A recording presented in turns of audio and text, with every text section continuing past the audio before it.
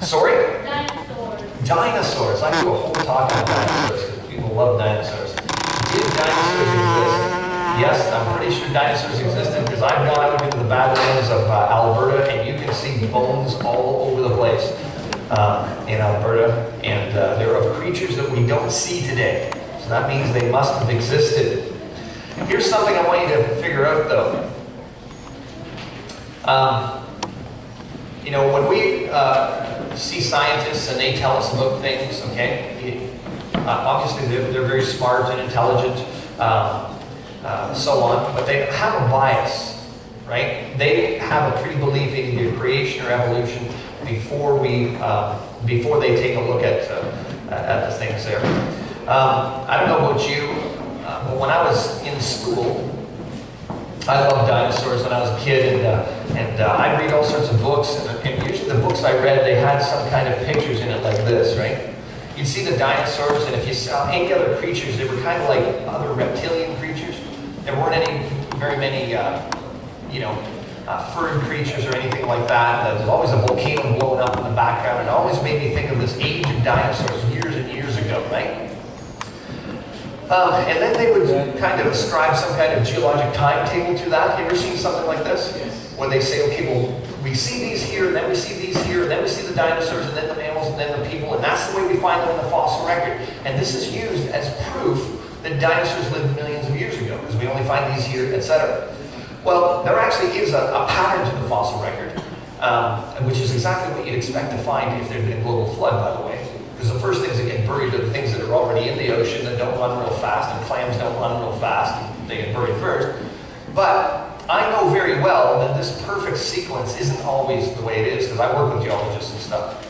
So I do a whole talk on dinosaurs. Usually when people ask me about dinosaurs, they're asking me about 10 questions at once. Did they exist? When did they exist? How did they die out? Were they on the ark? And all these questions. But anyway, let me just go through a couple of things that might surprise you about what we have found in the fossil record.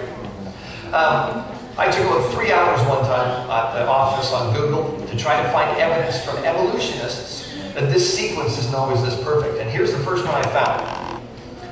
Cretaceous duck ruffles feathers. Why did the finding of this duck ruffle scientists' feathers? Well, because they found it in the same layer that you'd find a tyrannosaur in. So now, according to what the fossils say, ducks and dinosaurs lived at the same time. Okay, you remember how they're always telling us that dinosaurs evolved into birds? Now we've got ducks and dinosaurs buried at the same time. Then I found this one. It was dinosaur-era birds surprisingly duck-like. I thought it was a repeat. But this guy's supposedly 110 million years old, considering that he looks like a modern bird. They called it a gansus because it always sounds cooler if you give it a Latin name, you know.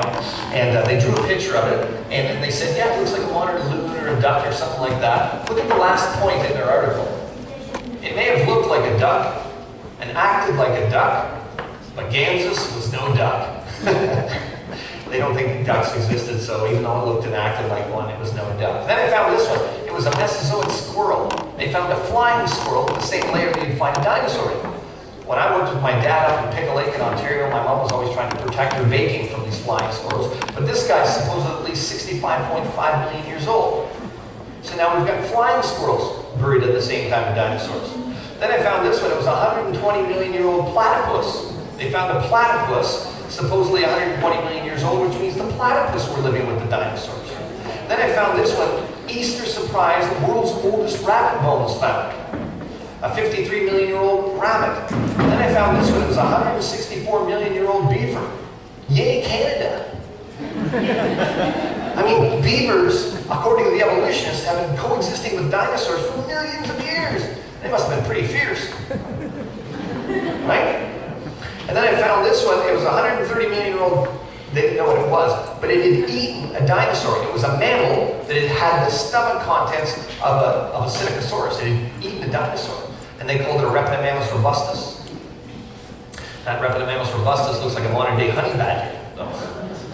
So, see, dinosaurs existed, and they got wiped out at the time of the flood, just like everything else did. Okay? And then we find them buried together.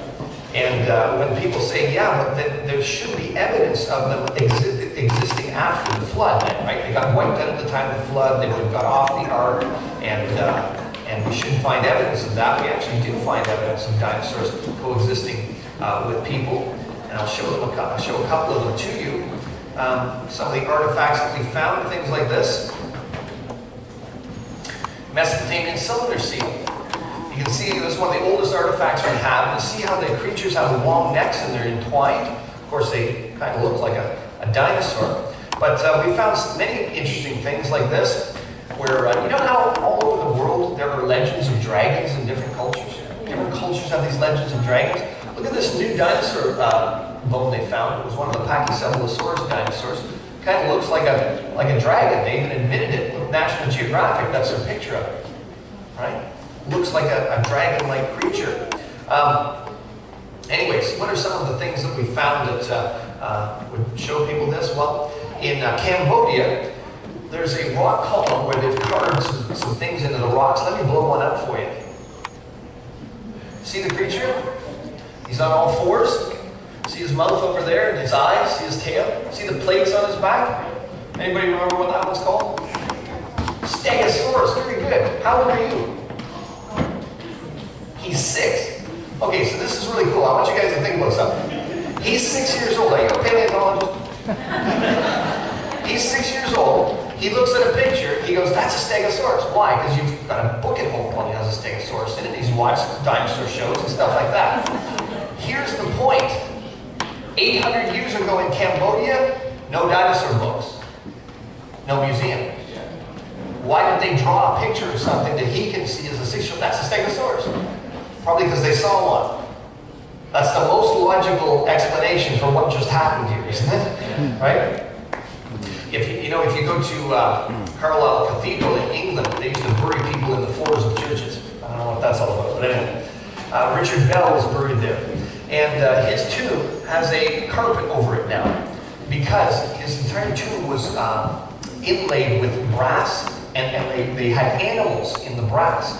So let's see if we can see some of these, because you get them to pull the thing back. What's that look like to you? Like a bird or a chicken, yeah. What's that? Dog? Yeah.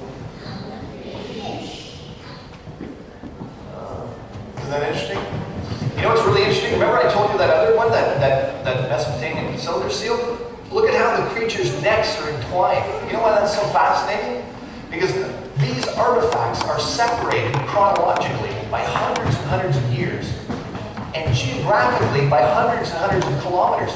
These two different people groups recorded these creatures with big long necks and big long tails in the exact same activity.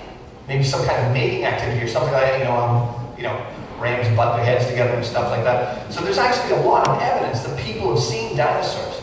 And there's a great book, 2 great books back there. One's called Dragons and Dinosaurs, and the other one's like a coffee table book. It's a little more expensive, but it's got all these different pictures of artifacts where people have drawn and carved and all sorts of things like that about dinosaurs. So I do a whole talk on dinosaurs, but we don't have a lot of time today. So, any other questions?